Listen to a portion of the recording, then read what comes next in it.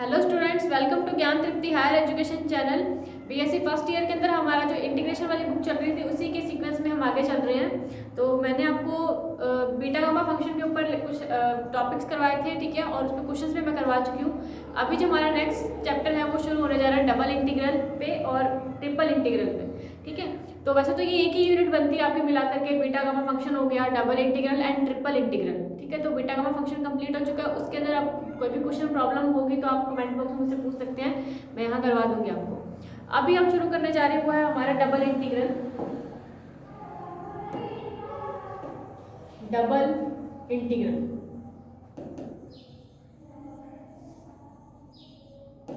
ठीक है, double integral करने जा रहे हैं, ठीक है। और डबल इंटीग्रल को बोलते हैं हिंदी के अंदर द्विसमाकल। द्विसमाकल तो आपको हिंदी में नहीं याद रखने की जरूरत नहीं है, वहां पे आपको इंग्लिश में मिल जाता है। तो डबल इंटीग्रल के बारे में पढ़ते हैं। नाम से स्पष्ट है, डबल इंटीग्रल का मतलब आपको दो बार इंटीग्रेशन करना है, ठीक है। डबल इंटीग्रल का मतलब आपको दो बार इंटीग्रेशन करना है। तो अब दो बार इंटीग्रेशन करने से पहले हम डबल इंटीग्रल की डेफिनेशन के बारे में थोड़ा जान लेते हैं, क्योंकि कई बार इसकी डबल इंटीग्रेशन की इंटीग्रल की डेफिनेशन भी पूछ ली जाती है, ठीक है। जैसे क्या है मैं बताती हूँ आपको। जैसे ये डबल इंटीग्रेशन है, डबल इंटीग्रेशन की एक चीज और है कि अगर डबल इंटीग्रेशन देखा है, इसका मतलब जो भी कर्व या कुछ भी होगा ना वो हमेशा एक्स वाई प्लेन के अंदर होगा। क्लियर? कि जो भी हमें दे रखा होगा ना डबल इंटीग्रल हमेशा एक्स वाई प्लेन के अंदर कोई कर्व बन रहा होगा, उसी का एरिया फाइंड करने के लिए हम डबल इंटीग्रल करते हैं, ठीक है। जैसे यहाँ पर मैं मान लूँ इस तरीके से मेरे पास कोई बन रहा है, ठीक है। मेरे को इसका एरिया इस तरीके से फाइंड करना है इस कर्व का, ठीक है। मतलब इस तरीके से इसका एरिया कोई फाइंड करना है। इसका मतलब एक्स वाई प्लेन के अंदर बात हो रही है। एक्स वाई प्लेन के अंदर अगर बात हो रही है इसका मतलब क्या है, डबल इंटीग्रल काम करना है इसके अंदर। पहली बात हमें क्वेश्चन में गिवन होगा, डबल इंटीग्रल का साइन लगा हुआ होगा, समझ जाने कि इसमें डबल इंटीग्रेशन करना है। और थोड़ी सी ये चीज है ना कि इसके अंदर जो भी अपने पास क्षेत्र बन रहा होगा, कुछ भी होगा, उसका एरिया हमेशा, ठीक है, फाइंड करने के लिए हम डबल इंटीग्रेशन करेंगे। तो हमें लिखेंगे डबल इंटीग्रेशन ऑफ एरिया। किसका फाइंड करना? कोई फंक्शन हमें गिवन होगा एफ एक्स वाई, ठीक है। फंक्शन हमेशा आपको क्वेश्चन में गिवन होगा, कोई भी फंक्शन कुछ भी हो सकता है, एक्स वाई के अंदर ही होगा, एक्स वाई जेड के अंदर नहीं होगा। जब वो एक्स वाई जेड के अंदर 3D के अंदर चला जाएगा तो वहाँ पे हम ट्रिपल इंटीग्रेशन करते हैं। अब यहाँ पर जब एक्स वाई के अंदर कोई भी क्वेश्चन है, ठीक है, वो एक्स वाई के अंदर दे रखा है, इसका मतलब वो डबल इंटीग्रेशन करना है। एक्स वाई प्लेन के अंदर बात हो रही है यानी, ठीक है, अब एक्स वाई प्लेन के अंदर बात हो रही है, इसका मतलब इसके अंदर डबल इंटीग्रेशन करना है। डबल इंटीग्रेशन यानी डबल इंटीग्रेशन का साइन यहाँ पे एरिया लगा देंगे, एरिया ऑफ किसका, जो भी फंक्शन हमें एफ एक्स वाई दे रखा है उसका, ठीक है। अब आपको पता है कि डबल इंटीग्रेशन में dx dy होता ही है, ऑब्वियस सी बात है, ठीक है। तो इक्वल के अंदर फाइंड कैसे करना है, double integration area of F x Y dx dy। अब इसकी लिमिट्स भी तो होनी चाहिए ना, क्योंकि हम इंटीग्रेशन करने तो लिमिट के बिना तो इंटीग्रेशन होनी तो होता नहीं है, आंसर नहीं आएगा। तो हम क्या करते हैं, डबल इंटीग्रेशन। अब एक चीज और ध्यान रखना है, यहाँ पर जो पहली वाली लिमिट होती है वो हमेशा x की होती है, ठीक है। पहली वाली लिमिट हमेशा किसकी होती है, x की होती है, ठीक है। अब जैसे मैंने मान लिया कि x की लिमिट हमने मान ली x1 x2 ही मान लो, वो हमें क्वेश्चन में नहीं की भी कर लेंगे। यहाँ पे x1 से x2 है, यानी बस इतना सा ध्यान रखना है कि जो पहले वाले इंटीग्रेशन की लिमिट होती है वो हमेशा x में होनी चाहिए, फिर, ठीक है, x की होती है। फिर जो सेकंड वाली लिमिट करेंगे वो हमेशा y की लिमिट होती है। वो मैंने मान ली कोई फंक्शन होगा x का, y1 y2 f1x f2x, ये थोड़ा ध्यान रखना। पहले वाली लिमिट जो हमेशा x की होएगी, ठीक है, हो सकता है वो x में ही हो, ठीक है। तो फिर उसके बाद जो दूसरी लिमिट होगी वो हमेशा y की लिमिट होती है, यानी dy के लिए होती है वो लिमिट, ठीक है। और वो लिमिट हमेशा x में होनी चाहिए, y का मान x में होना चाहिए, ऐसे, ठीक है। तो y का मान x में, तो ये लिमिट्स आ गई हमारे पास। फिर यहाँ पर वही जो हमें फंक्शन गिवन होगा F x Y dx dy। अब इसको सॉल्व कैसे करना है, देखो ये एक तरीके से डबल इंटीग्रेशन का फॉर्मूला है। सॉल्व कैसे करना है, सबसे पहले हम अंदर वाली लिमिट्स को सॉल्व करेंगे, फिर धीरे धीरे बाहर आते जाएंगे। सबसे पहले मुझे अंदर वाली लिमिट को सॉल्व करना है। अंदर वाली लिमिट यानी इंटीग्रेशन को सॉल्व करने के लिए लिमिट किसकी है, ये y1 से y2 यानी y की है। तो इसका इंटीग्रेशन है वो भी किसके लिए करेंगे, y के लिए करेंगे। तो dy किसके साथ आ जाएगा, एफ एक्स वाई। इसको ऐसा मैं लिख सकती हूँ x1 से x2 के लिए तो कोई काम नहीं करना, क्योंकि सबसे बाहर वाली लिमिट है। सबसे अंदर वाले के लिए मेरे को क्या काम करना है, तो यहाँ पे लूंगी मैं y1 से y2, फंक्शन दोनों के लिए सेम रहता है, y1 से y2 के लिए काम कर रहे हैं तो dy आ जाएगा इसके साथ अंदर और बाहर चला जाएगा dx। फिर हम इन पे कोई काम नहीं करेंगे, सिर्फ अंदर वाले को सॉल्व करते जाएंगे। लास्ट में x में क्यों मिलेगा, क्योंकि y1 y2 का मान हमेशा x में होना चाहिए। तो x में कुछ मिल जाएगा तो फिर उस x का वापस से इंटीग्रेशन कर देंगे dx के लिए और x1 x2 लिमिट रख देंगे, वहां से आंसर आ जाएगा। क्लियर? बस बताना ये मैं चाह रही थी कि अगर जो सबसे बाहर वाली सबसे अंदर वाली लिमिट होती है वो y की होती है, सबसे बाहर वाली x की होती है। तो सबसे बाहर y के लिए करेंगे तो dy पहले अंदर आ जाएगा उस फंक्शन के साथ, पहले dy को अंदर लेके जाना है, फिर उसके बाद dx के लिए काम कर देंगे। ठीक है, क्लियर है ये चीज? तो अब हम चलते हैं इसके क्वेश्चंस पे, क्योंकि इसमें कुछ ज्यादा नहीं पूछा जाता है, क्वेश्चंस ही आते हैं। ठीक है, तो क्वेश्चन देखते हैं इसका। क्वेश्चन हमें गिवन है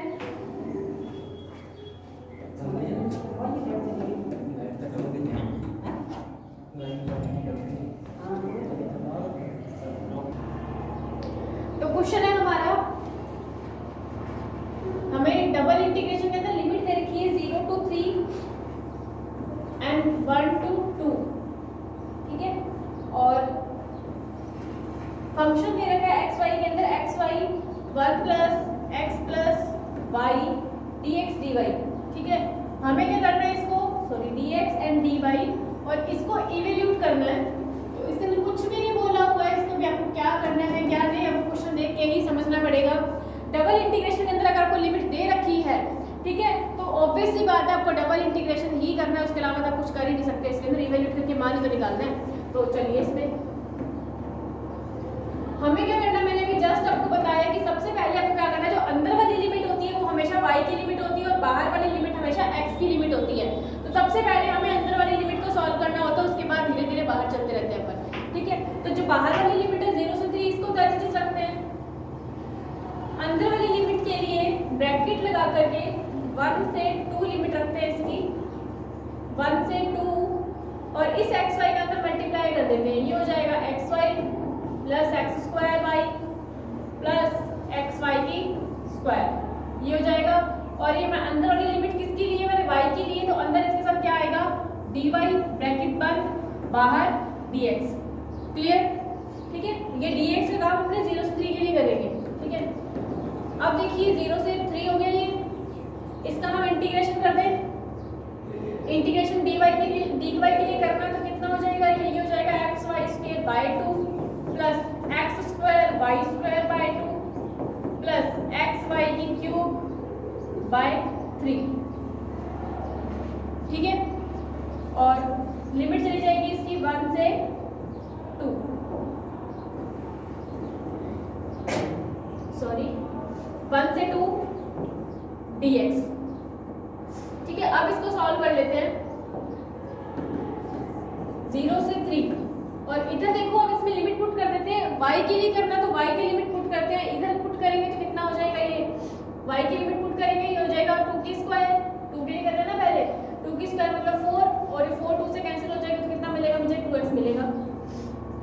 ठीक है, फिर हम करते हैं इसके अंदर लिमिट पुट करते हैं, तो यहाँ लिमिट पुट करेंगे 2 की स्क्वायर यानी फिर से 4, तो 2x² मिल जाएगा, प्लस फिर से इसके अंदर 2 पुट करते हैं तो कितना हो जाएगा 8x, तो 8x/3। अब मेरे को ये 1 पुट करना है, तो माइनस के अंदर 1 रखना y की जगह पर, तो इधर तो आ जाएगा x/2 plus y² / 2 plus y की, सॉरी मैंने x में रख दिया ना, y की जगह पर रखना है, तो यहाँ पे आ जाएगा x² / 2 और प्लस में x/3। ठीक है, और dx। पहले हम इस अंदर वाले को पूरा सॉल्व कर लेते हैं, उसके बाद हम इसको x के लिए इंटीग्रेशन कर देंगे। ठीक है, तो देखिए क्या मिलता है, पहले x वाला सॉल्व कर लेते हैं। देखो 2x प्लस 8x/3, ठीक है, तो कितना हो जाएगा, ये 14x/3 हो जाएगा, तो ये हो जाएगा 14x/3 प्लस 2x की square minus x/2 plus x/3। ठीक है, कितना हो जाएगा, ये 5x/6। ठीक है, तो ये कितना हो जाएगा 5x/6 प्लस x² / 2 dx। अब माइनस को अपन ओपन कर लेते हैं, 0 से 3 14x/3 plus 2x² minus 5x/6 minus x square by 2 dx। ठीक है, 0 से 3। अब देखो 14x bye 3 minus 5x bye 6। ठीक है, इसका लेते हैं हम एलसीएम। इसको जब एलसीएम में लेंगे तो ये हो जाएगा 28x माइनस का 5x। इन दोनों के लिए हम क्या कर लेते हैं, 2 एलसीएम ले लेते हैं। तो ये कितना हो जाएगा 3x स्क्वायर बाय 2 dx। ठीक है, ये मिल गया। अब हम क्या कर रहे थे, इसको और सॉल्व करके डायरेक्ट x के लिए इसका इंटीग्रेशन कर देंगे। 28 माइनस 5 करते तो कितना बनता है 23 अपॉन में 6। ठीक है, plus 3x square by 2 dx। अब देखो ये अब इसको और सॉल्व नहीं कर सकते अपन, एक पे छोड़ते हैं। अब हम क्या कर देते हैं, इसका x के रिस्पेक्ट में इंटीग्रेशन, x के रिस्पेक्ट में इंटीग्रेशन कर देंगे तो ये जो मिल जाएगा मेरे को 23x स्क्वायर बाय 2 और ये 6 पड़ा हुआ ऑलरेडी, प्लस 3x की क्यूब 2 पड़ा हुआ है डॉट 3। ठीक है, लिमिट इसकी क्या है 0 से 3। अब इसके अंदर लिमिट पुट करके अब इसको सॉल्व कर लेते हैं। तो ये तो हो जाएगा 23 डॉट x की स्क्वायर मतलब 3 की स्क्वायर डॉट 9 मल्टीप्लाई 9 कर दूँ और 2 मल्टीप्लाई 6 प्लस 3 मल्टीप्लाई x की क्यूब मतलब 3 की क्यूब कितनी हो जाएगी 27 बटा में 2 इंटू 3 माइनस 0 कर दिया तो ये तो 0 0 आ जाएगी, इसको कोई मतलब नहीं है। अब देख लो इसको सॉल्व कर लो, कैंसिल कर लो 3 से तो ये कितना हो जाएगा, ये 3 हो जाएगा और ये 3 से 3 कैंसिल। तो इधर जब इसको सॉल्व कर लेंगे ये तो मिल जाएगा हमें 69 बाय 4 प्लस 27 बाय 2 मिल जाएगा। इसको और सॉल्व कर लो एलसीएम लेकर के तो ये 4 एलसीएम आएगा ऊपर 69 प्लस 54। ठीक है, तो ऐड कर देंगे 123 बाय 4। तो 123 बाय 4 इसका आंसर है। इसको आप और सॉल्व करना चाहो मल्टीप्लाई डिवाइड करके पॉइंट्स में निकालना चाहो तो भी कर सकते, वरना ये भी सेटिस्फाइड है। ठीक है, तो ये भी क्या है सेटिस्फाइड है। तो ये आपका आंसर है। होप आपको समझ में आया होगा। मैंने कुछ भी नहीं करा, बहुत इजी सी चीज़ है जो आप 12th क्लास में सीखते आ रहे हो। मैंने सिर्फ कुछ नहीं करा, डिफरेंशिएशन करा, सॉरी इंटीग्रेशन करा। इंटीग्रेशन करने में आपको बस इतना सा ध्यान रखना है कि पहले किसको अंदर लेके जाना है। अगर ये सीख गए फिर आगे तो आप इंटीग्रेशन बहुत अच्छे से कर सकते हो। कि सबसे पहले मैंने बोला कि हमेशा सबसे जितने भी क्वेश्चन करोगे सब में पहले dy के लिए ही काम करना है। dy को अंदर लेके जाना, dx को बाहर रखना है, dy को अंदर लेके जाना, dx को बाहर रखना है। ठीक है, उसके बाद फिर जब dy का काम खत्म हो जाएगा, dy का काम कब खत्म होगा, जब लास्ट में x का सोल्यूशन ना खत्म हो जाएगी। जैसे x का सोल्यूशन चल रहा था मेरे पास, x में ऐसी लास्ट इक्वेशन नहीं मिली जब तक उसका आगे और सोल्यूशन नहीं हो सकता, वहाँ पे छोड़ो, फिर उसका x के रिस्पेक्ट में वापस से इंटीग्रेशन कर दो, फिर वो सॉल्व हो जाता है। ठीक है, तो ये तो एक इजी सा क्वेश्चन दिया था मैंने जहाँ पर आपको लिमिट्स गिवन होती है। अभी हमें एक ऐसा क्वेश्चन लेते हैं जिसके अंदर हमें लिमिट्स गिवन नहीं होगी, पहले हमें उसकी लिमिट्स निकालनी पड़ेगी। लिमिट्स निकालने के बाद हमें उसको सॉल्व करना पड़ेगा। सॉल्यूशन ऐसे ही करना है, बस लिमिट्स निकालना सीख लो कैसे निकालते हैं। ठीक है, क्वेश्चन देखो हमें क्या गिवन है। क्वेश्चन गिवन है इवैल्यूट, बहुत इंपॉर्टेंट क्वेश्चन है ये, काफी बार एग्जाम से पूछा गया है। Evaluate double integration of x Y dx dy। ठीक है, where the region of integration, where the region of integration, where the region of integration is x plus y is less than equal to 1, is x plus y is less than equal to 1 in the positive quadrant, in the positive quadrant। तो हमें क्या करना है, जो भी हमें ये equation दे रखी है इसकी हेल्प से लिमिट फाइंड करनी है। ठीक है, ये जो इक्वेशन दे रखी है x plus y is less than equal to 1, ठीक है, और ये पॉजिटिव क्वाड्रेंट के अंदर इक्वेशन है, तो इसकी हेल्प से हम सबसे पहले लिमिट निकालते हैं। लिमिट निकाल करके फिर इस फंक्शन हमें गिवन है x y के अंदर, तो फंक्शन को सॉल्व करके डबल इंटीग्रेशन इसको सॉल्व कर लेंगे। तो देखिए सबसे पहले मैं इसकी लिमिट निकालती हूँ। तो यहाँ पे लिख देंगे कि here x plus y, अब लेस देन इक्वल के अंदर 1 है तो वहां से इक्वल का साइन उठा लूं, तो x plus y is equals to 1। ठीक है, तो is a linear equation। ठीक है,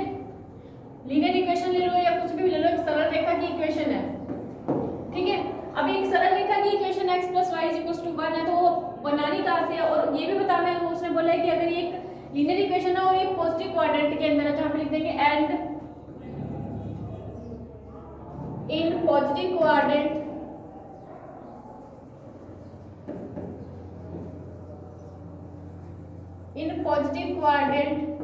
x is greater than equal to 0 और y is greater than equal to 0। ये भी हम जानते हैं कि पॉजिटिव क्वाड्रेंट का मीन क्या है, मैं यहाँ पे ड्रॉ कर रही हूँ। देखो ये मेरे पास x है और ये मेरे पास y। तो पॉजिटिव क्वाड्रेंट को हम किसको बोलते हैं, फर्स्ट क्वाड्रेंट को पॉजिटिव क्वाड्रेंट बोलते हैं।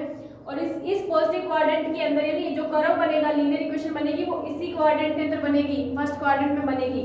और कि इसके अंदर x is greater than equal to 0 होता है और y भी ग्रेटर देन इक्वल टू, यानी 0 भी होता है, 0 यहाँ होता है, 0 भी होता है और 0 से बड़ा भी होता है, और 0 भी होता है और 0 से बड़ा y होता है।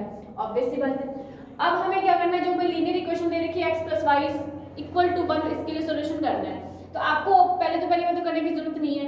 x + y = 1 आपको पता है कहाँ मिलती है। जैसे यहाँ पर मैं लिख दूँ, जब इसके अंदर y की वैल्यू 0 रखते हैं, y की वैल्यू 0 रखोगे तो x का मान 1 मिलेगा, यानी 1,0। यहाँ पर जब आप x की वैल्यू 0 रखोगे तो y की वैल्यू 1 मिलेगी, ये भी हम जानते हैं 0,1। ठीक है, इसको अगर मैंने ऐसे ड्रॉ कर दिया, मिला दिया, ज्वाइन कर दिया, ठीक है, तो ये मेरे को सरल रेखा मिल गई। और ये इक्वेशन किसकी है, x + y = 1 की इक्वेशन मिली है। और उसने क्या बोला है, x is greater than equal to 0, x is greater than equal to 0 मतलब इधर मिलता है इस लाइन पे, और y is greater than equal to 0 मिलेगा मतलब इस लाइन पे ये मिलेगा। तो ये लाइन यानी ये वाली लाइन x क्या है, x is greater than equal to y is greater than equal to 0 की है, और ये वाली line y is greater than equal to x is greater than equal to 0 की है। ठीक है, और ये वाली जो लाइन है, ये लाइन हमारे पास x + y = 1 की है। तो इन तीनों लाइन से घिरा हुआ एरिया कौन सा है, ये वाला एरिया है। ऑब्वियस सी बात है, इन तीनों लाइन से घिरा हुआ कौन सा एरिया है, ये वाला एरिया। यहाँ पर कोई पॉइंट अपने लेते हैं, ये इस पॉइंट के लिए हम एरिया फाइंड करना चाह रहे हैं। ठीक है, और ये पॉइंट मैं मान रही हूँ P है, और इस पॉइंट के ऊपर मैं मान रही हूँ x और y की वैल्यू क्या मिलेगी। इस पे x की वैल्यू मान रही हूँ, यहाँ पर कोई पॉइंट है, इस पे x की वैल्यू x है। अब इस पे y की वैल्यू देखनी है, तो y की वैल्यू के लिए हम क्या कर दें, ठीक है, यहाँ पे इसके अंदर हमने क्या कर दी, मैंने y की जगह पर अगर 0 पुट कर, सॉरी y की वैल्यू निकालना चाहे तो y की वैल्यू क्या मिल जाएगी, 1 - x मिल जाएगी। ऑब्वियस सी बात है, यहाँ से y की वैल्यू निकालो इस इक्वेशन से, तो y की वैल्यू कितनी है, 1 - x। अब मैं 1 - x क्यों निकाल रही हूँ y की वैल्यू, आप सोचोगे कि y की वैल्यू इस लिमिट से क्यों नहीं रखी। ठीक है, लिमिट से क्यों नहीं रखी, क्योंकि मैंने आपको जस्ट डबल इंटीग्रेशन के अंदर बता के गई हूँ कि जो y की लिमिट होती है वो हमेशा x में होनी चाहिए। y की वैल्यू हमेशा फंक्शन होना चाहिए x का, f1x और f2x होना चाहिए। इसीलिए आपको क्या करना है, जो भी क्वेश्चन आप करोगे उसी क्वेश्चन के अंदर x की लिमिट तो उसके कर्व के हिसाब से आप रखोगे। ठीक है, x की लिमिट के लिए क्या कर दोगे, y को 0 पुट कर दोगे। ठीक है, x की लिमिट तो बहुत इजीली आ जाएगी, बट जब y की लिमिट करोगे, y की लिमिट के लिए आपको उस जो भी क्वेश्चन आपको गिवन होगा, इक्वेशन गिवन होगी, उस इक्वेशन में से आपको y की वैल्यू x के अंदर निकालनी है। ठीक है, तो y की लिमिट क्या हो जाएगी, 1 - x हो जाएगी। ठीक है, तो y की लिमिट आ गई, x की आपको यहाँ से पता चल रही है 0 to 1 है। ठीक है, 0 से 1 है, क्योंकि x का मान यहाँ पे 0 और यहाँ पे 0,0 होता है, आपको पता है, तो x का मान 0 से 1 है। ठीक है, ये तो y की है। आप सोचोगे कि मैम y की भी तो 0 से 1 ले सकते हैं, तो y की 0 से 1 नहीं लेनी है, क्योंकि डबल इंटीग्रेशन के अंदर मैंने बताया है कि जो y की वैल्यू है वो हमेशा x के अंदर, यानी y जो है वो x का फंक्शन होना चाहिए, इसलिए y की वैल्यू 0 से 1 नहीं ले रही हूँ, यहाँ पे 0 से 1 लेनी है x की। क्लियर, तो अब जाते हैं इसके सॉल्यूशन पे। ठीक है, हमें फंक्शन दे रखा है double integration of xy dx dy दे रखा है। ठीक है, फंक्शन दे रखा है। अब हम इससे मैं लिमिट लिख दूं, यहाँ से लिमिट लिख ही देती हूँ, डबल लिख दूंगी, लिमिट्स ऑफ x कितनी हो जाएगी, x = 0 to x = 1 हो जाएगी। ठीक है, और जो y की लिमिट है, ठीक है, y की लिमिट हो जाएगी हमारे पास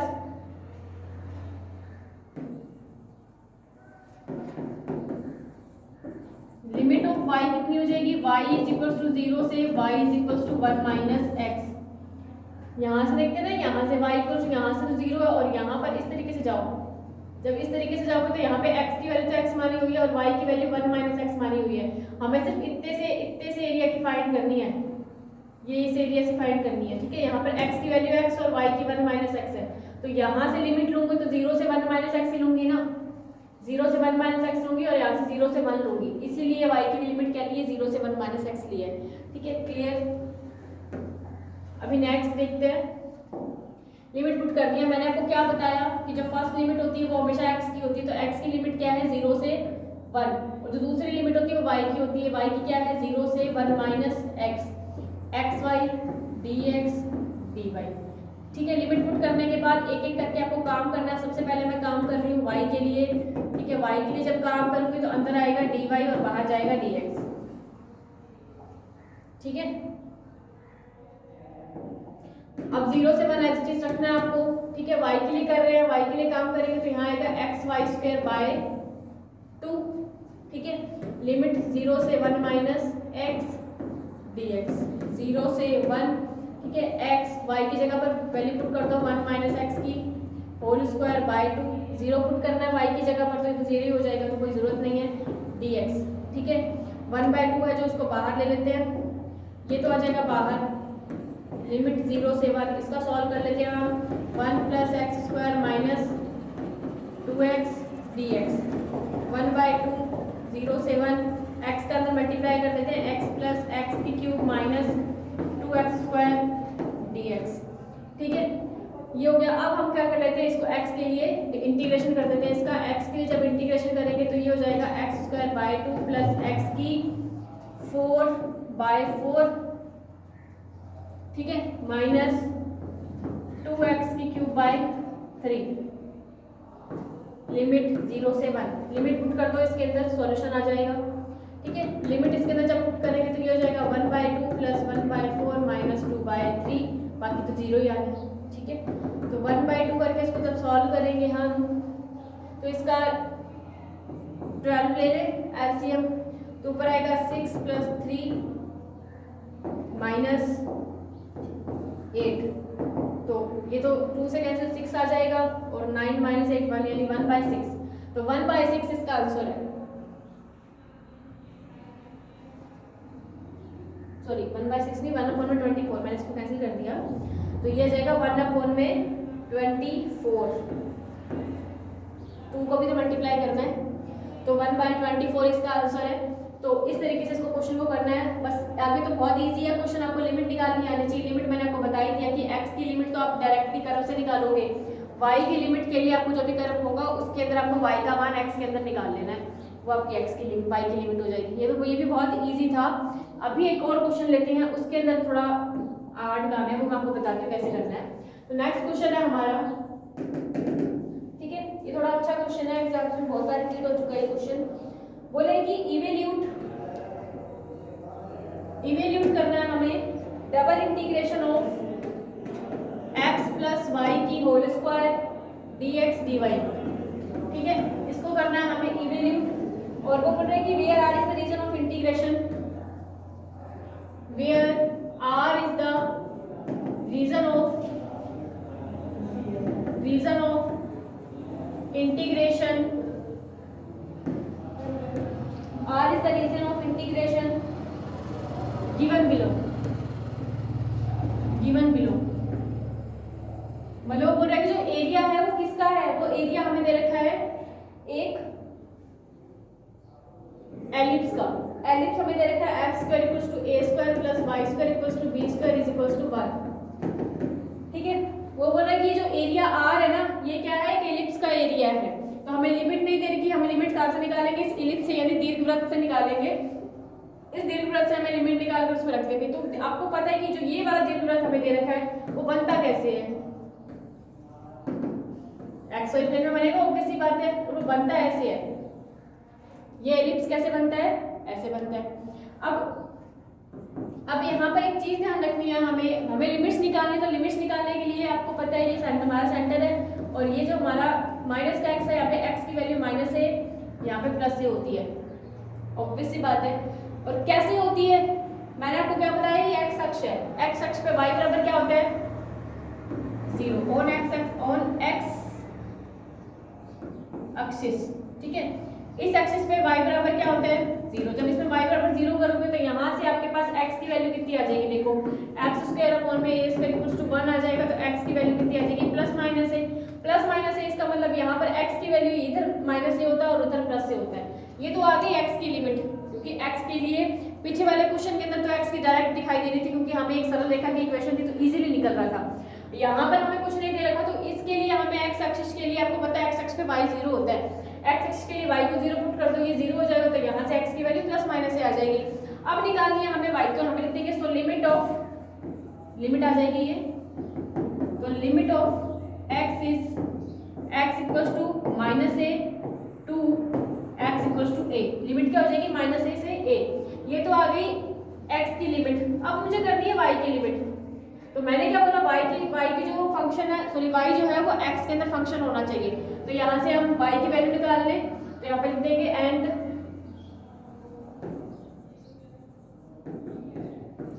limit of Y.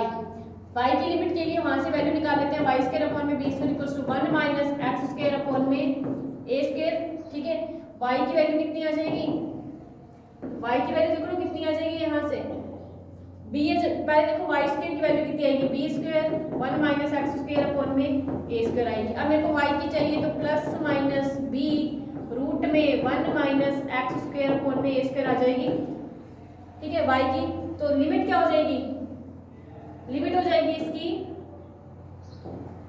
y is equals to minus b root में 1 माइनस एक्स स्क्वायर अपॉन में ए square two y is equals to plus का b रूट में 1 माइनस एक्स स्क्वायर अपॉन में ए स्क्वायर, माइनस से प्लस हो जाएगी। ठीक है, x की आ गई, y की आ गई। अब चले जाते हैं इसके फंक्शन के अंदर, जो हमें फंक्शन गिवन है डबल इंटीग्रेशन का, तो लिख देंगे सो डबल इंटीग्रेशन ऑफ, यहाँ पे r दे रखा था। अब सबसे पहले लिमिट आपको पता है x की होती है, x की लिमिट हमने निकालनी है माइनस ए से प्लस से। ठीक है, और इधर जो y के लिए लिमिट आई है वो आई है माइनस का b रूट में 1 माइनस एक्स स्क्वायर अपॉन में ए स्क्वायर, और उधर आई है प्लस का b रूट में 1 माइनस एक्स स्क्वायर अपॉन में ए स्क्वायर। ठीक है, और यहाँ पे फंक्शन देखो, फंक्शन हमारे पास क्या था, x प्लस वाई की होल स्क्वायर dx dy था।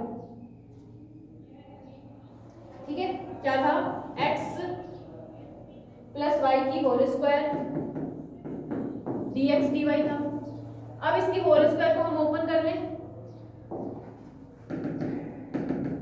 ये तो माइनस ए से ए।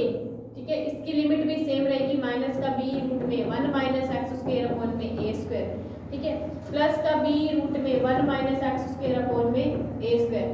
उसको ओपन करेंगे, ये हो जाएगा X square plus Y square plus 2xy। ठीक है, dx dy। अब यहाँ पे एक चीज ध्यान रखना, जो भी फंक्शन है, ठीक है, वो फंक्शन आपका सम फलन है या विषम फलन है, वो ध्यान रखना है। यहाँ पर जो x y है वो एक विषम फलन है। ठीक है, तो x y जब विषम फलन है, अब y क्या है, विषम फलन के लिए हम बात कर रहे हैं, तो इसको यहाँ से विषम फलन को वहां से हटा दिया जाता है, विषम फलन को वहां से हटा दिया जाता है, और यहाँ पे लिमिट चली होती है। यहाँ पे मैं फॉर्मूला लिख ही देती हूँ। वो बोल रहा है अगर आपके पास माइनस ए से a f x y d x, sorry f x d x, f x d x दे रखा हो, और यहाँ पर क्या हो, एफ एक्स एक क्या हो, विषम फलन हो, तो जो माइनस ए से A F x d x है वो चेंज किस में हो सकता है, 2 0 से A F x d x में। क्लियर, ये फॉर्मूला होता है विषम फलन का। यदि एफ एक्स आपका विषम फलन हो तो ये चेंज हो जाता है, आगे 2 आ जाता है और 0 से A F x d x में चेंज हो जाता है। ठीक है, अब सेम काम मैं यहाँ पे कर रही हूँ। यहाँ पे मेरे पास जो एक्स वाई फलन है वो एक विषम फलन है, ओड फंक्शन है। जब मैं लिख दूंगी here X Y is a odd function, विषम फलन है। अगर ये एक ओड फंक्शन होगा तो यहाँ पे जो इसकी लिमिट है वो 0 से b चली जाएगी और dy सेम रहेगा, और एक्स वाई यहाँ से हट जाएगा। तो देखिए माइनस ए से a, ठीक है, और ये 0 से जाएगा, प्लस का b रूट में 1 माइनस एक्स स्क्वायर अपॉन में ए स्क्वायर। ठीक है, और यहाँ से function X square plus Y square रहेगा, ये हट जाएगा, और यहाँ पे देखो मैं कर रही हूँ dx dy। ठीक है, अब मेरे को सबसे पहले मेरे वही काम है कि काम किसके लिए करना है, y के लिए करना है, या फिर आप इसको चेंज कर दो, दोनों को एक साथ चेंज कर लो। जैसे मैं अब पहले तो इसके लिए चेंज कर रही थी, अब मैं इसके लिए चेंज कर रही हूँ। अब ये मेरे पास क्या है, अब ये सेम फंक्शन है, सम में फलन है। अब यहाँ पे लिख दूंगी विषम फलन के लिए भी सेम फॉर्मूला होता है और सम फलन के लिए भी सेम फॉर्मूला होता है, पर सम फलन के अंदर वो लिमिट x की चेंज होती है और विषम फलन के अंदर लिमिट y की चेंज होती है। अब ये सम फलन, तो सम फलन के लिए चेंज कर दो वापस से, इसकी लिमिट हो जाएगी 0 से a। सॉरी मैंने यहाँ पे पहले और फंक्शन के आगे 2 आता है ना, मैं 2 लगाना भूल गई, वो 2 आएगा यहाँ पर। आगे मैंने बोला था ना आगे 2 आता है, जब ये चेंज हो जाता है तो बाहर 2 आ गया। अब इसके लिए चेंज करने से दोबारा से 2 आएगा, दोबारा से 2 आएगा तो वो 2 कितना हो जाएगा, 4 हो जाएगा। ठीक है, 0 से a कर रही हूँ ना, और इधर 0 से b रूट में 1 माइनस एक्स स्क्वायर अपॉन में a स्क्वायर कर रही हूँ। ठीक है, और ये X square plus Y square dx by as it रहेगा, क्योंकि सम फलन के लिए चेंज नहीं होता, विषम फलन के लिए चेंज हो जाता है और फंक्शन में वहां से विषम फलन वाला हट जाता है। ठीक है, अब इसको सॉल्व कर लेते हैं। अब x वाली लिमिट ये पड़ी रही है, y वाली लिमिट को आप ले जाओ अंदर, 0 b रूट में 1 माइनस एक्स स्क्वायर अपॉन में a square X square plus Y square dy और बाहर आ जाएगा dx। ठीक है, अब यहाँ पर आएगा 4 0 से a।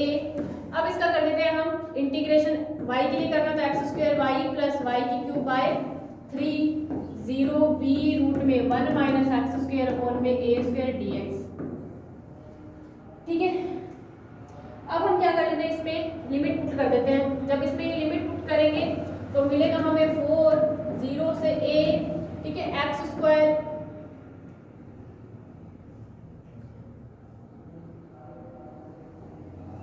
ठीक है एक्स स्क्वायर b रूट में 1 माइनस एक्स स्क्वायर अपॉन में a स्क्वायर प्लस y की क्यूब करना है तो b की क्यूब अपॉन में 3 और 1 माइनस एक्स स्क्वायर अपॉन में a स्क्वायर की पावर कितनी हो जाएगी, 3/2 हो जाएगी dx। ऑब्वियस सी बात है, वही 1/2 है, इसकी पावर अंदर जाएगा तो 3/2 हो जाएगा और b की क्यूब हो जाएगा। ठीक है, अब देखो दोनों में से कॉमन क्या आ रहा है, जो भी कॉमन आ रहा है उसको हम रख लेते हैं बाहर। ठीक है, और बाहर रखने के बाद यहाँ पे लिख देंगे put x is equal to a sin theta.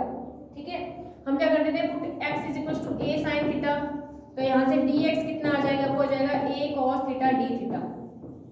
ठीक है, और यहाँ से लिमिट्स भी चेंज हो जाएगी, x के लिए जब बात कर रहे हैं हम। ठीक है, तो यहाँ पे लिख देंगे when x is equal to 0, when x is equal to 0 तो थीटा की वैल्यू कितनी आ जाएगी। ठीक है, जब x की वैल्यू 0 पुट करेंगे थीटा की वैल्यू भी कितनी आ जाएगी, then theta is equal to 0। ठीक है, अब a पुट करना है तो when x is equal to a, then a put करेंगे तो a से कैंसिल 1 तो थीटा की वैल्यू π/2 आ जाएगी, then theta is equal to π/2 यानी 90 पे तो 1 होता है sin 90 पे। ठीक है, अब इसके लिमिट्स चेंज करके सॉल्व कर लेते हैं इसको। ठीक है, अब देखो मैंने क्या बोला, पूरी इक्वेशन में से देखो b कॉमन आ रहा है, b कॉमन आ रहा है तो यहाँ लिख दिया मैंने b। ठीक है, और b कॉमन आने के बाद यहाँ पे इंटीग्रेशन का साइन लगाएंगे, लिमिट 0 के लिए कितनी आई है, 0 आई है थीटा, और a के लिए कितनी आई है, π/2 आई है। ठीक है, और इधर हमें क्या करना है, एक्स स्क्वायर का एक्स स्क्वायर करना है ना, तो एक्स स्क्वायर के लिए वैल्यू पुट कर देंगे, ये हो जाएगा a square sine square theta, b बाहर ऑलरेडी कॉमन आ चुका है, रूट में 1 माइनस एक्स स्क्वायर अपॉन में a स्क्वायर, मतलब a square sine square theta upon में a स्क्वायर। ठीक है, फिर प्लस एक भी बाहर आ चुका है, यहाँ बचेगा b स्क्वायर बाय 3।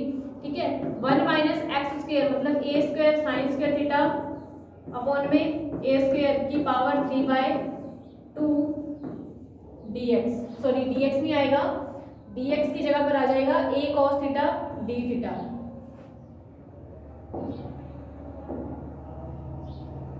यहाँ पे आएगा a cos theta d theta. ठीक है, अब देखो पूरी इक्वेशन में से कॉमन क्या आ रहा है, पूरी इक्वेशन में से कॉमन आ रहा है a। ठीक है, a कॉमन आ रहा है तो मैं a को ले रही हूँ बाहर, तो ये हो जाएगा 4ab 0 से π/2। ठीक है, a कॉमन ले लिया मैंने इधर से, a के बचा हुआ है तो एक a sine square theta, a square से a स्क्वायर कैंसिल, रूट में 1 minus sine square theta, sorry 1 minus sine square theta cos square theta, और कोस स्क्वायर थीटा का रूट कितना हो जाएगा, कोस थीटा, तो a sine square theta cos theta. ठीक है, प्लस यहाँ से आ जाएगा b square sorry B square लिखा, बी की क्यूब है ना, तो बी की क्यूब बाय 3, सॉरी बी एक कॉमन भी तो ले लिया मैंने, सॉरी बी स्क्वायर ही आएगा,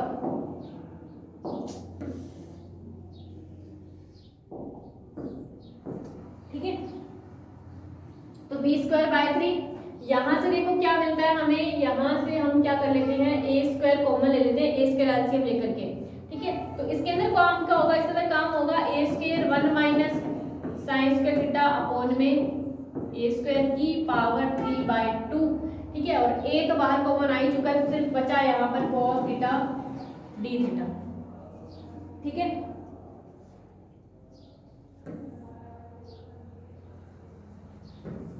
ये बाहर ही है, ठीक है।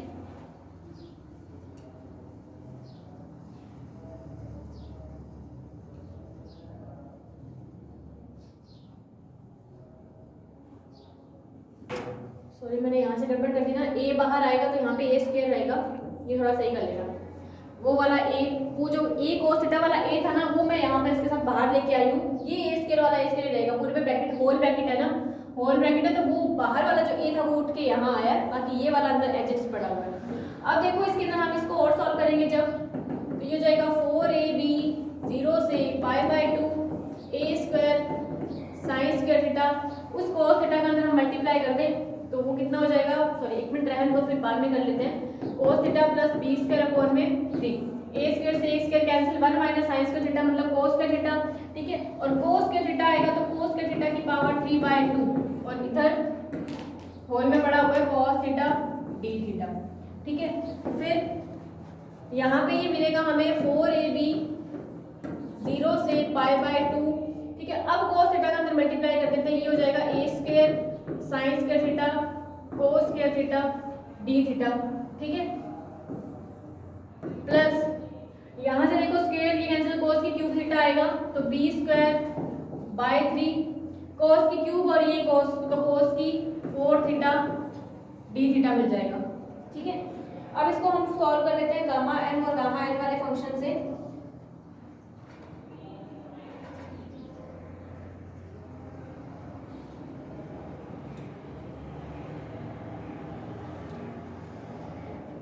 ठीक है, तो गामा एन और गामा एन वाले फंक्शंस को सॉल्व करने के लिए इसकी लिमिट हमें अलग अलग करनी पड़ेगी। तो सबसे पहले इसकी लिमिट अलग अलग कर लेते हैं।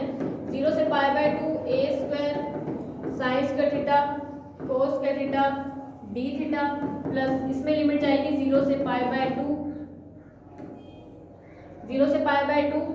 1/3 बाहर ले लो, b square cos 4 theta d theta, ठीक है। अब यहाँ पे जो फॉर्मूला बन रहा है वो फॉर्मूला बन रहा है साइन की एन थीटा cos की एन थीटा, ठीक है। अब इस ए स्क्वायर को अगर अपने बाहर लेके आते हैं, ठीक है, तो यहाँ से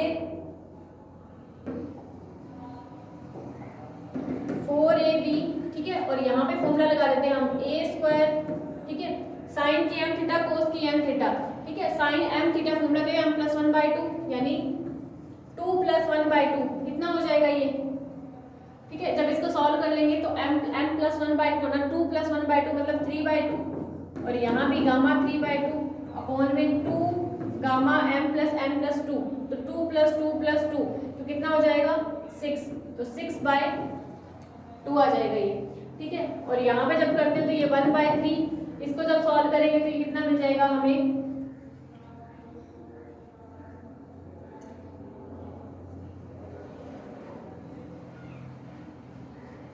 अब यहाँ पे देखो साइन नहीं है, अब यहाँ पे साइन नहीं है इधर, तो फिर साइन नहीं है तो उसके लिए हम क्या कर देंगे, साइन को 0 मानेंगे, ठीक है। तो साइन को 0 मानेंगे तो यहाँ पर हमें मिल जाएगा फंक्शन की वैल्यू गामा 1/2